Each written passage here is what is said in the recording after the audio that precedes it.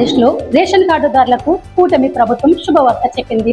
ఇకపై రేషన్ దుకాణాలు నెలలో కేవలం 15 రోజులే కాదు 30 రోజులు తెరిచి ఉంచేలా ఆదేశాలు జారీ చేసిందని పౌర సరఫరాల శాఖ మంత్రి నాదెండ్ల మనోహర్ ప్రకటించారు. దీంతో ప్రజలకు ఎప్పుడైనా సౌకర్యవంతంగా రేషన్ పొందే వీలుంటుందని ఆయన స్పష్టం చేశారు. ప్రస్తుతం రేషన్ దుకాణాల ద్వారా కేవలం బియ్యం మాత్రమే అందిస్తున్నా ఇకపై కందిపప్పు, వంట నూనె, గోధుమ పిండి, రాగులు వంటి వస్తువులను కూడా అందజేయాలని ప్రభుత్వం నిర్ణయించింది. ఇది పేద కుటుంబాలకు మరింత ఉపశమనం కలిగించే చర్యగా భావిస్తున్నారు. గతంలో వైసీపీ ప్రభుత్వం రేషన్ సరుకులను వాహనాల ద్వారా ఇంటింటికి పంపిణీ చేసిన కొత్త ప్రభుత్వం ఈ విధానాన్ని రద్దు చేసి మళ్లీ దుకాణాల ద్వారానే పంపిణీ చేపట్టింది. ప్రజలు తమకు సౌకర్యము ఉన్న సమయాల్లో ఉదయం 8 నుంచి 12 గంటల మధ్య, సాయంత్రం 4 నుంచి 8 గంటల మధ్య రేషన్ పొందే అవకాశం కల్పించారు.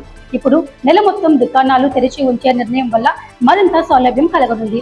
ఇక స్మార్ట్ రేషన్ కార్డులను కూడా ప్రభుత్వం అందిస్తుంది. దీనివల్ల కార్డుదారులు ఏ ప్రాంతంలో ఉన్నా తమ QR కోడ్ ద్వారా రేషన్ ని పొందవచ్చు. వలస వెళ్లిన కుటుంబాలకు ఇది ఎంతో ఉపయోగకరంగా మారనుంది. రేషన్ కార్డుల జారీ, సవరణలన్నీ కూడా ఇప్పుడు పూర్తిగా ఆన్లైన్ లో జరుగుతూ ఉన్నాయి. అర్హత కలిగిన వారు ఎప్పుడైనా దరఖాస్తు చేసుకొని కార్డు పొందవచ్చు.